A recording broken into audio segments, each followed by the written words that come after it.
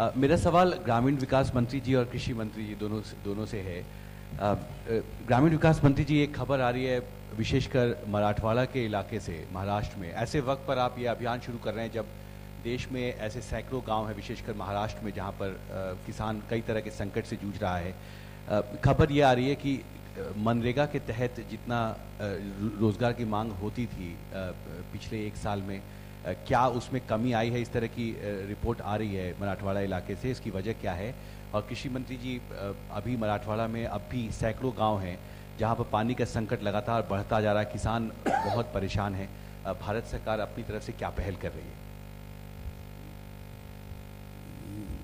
जहाँ तक मराठवाड़े का सवाल है, या देश में जितने भी सूखा प्रभावित एरिया हैं जहाँ सिंचाई की व्यवस्था नहीं, प्रधानमंत्री सिंचाई योजना के तहत जो डिस्ट्रिक्ट इरिगेशन प्लान बन रहा है, हमने राज्यों को कहा है कि उसे प्राथमिकता दें।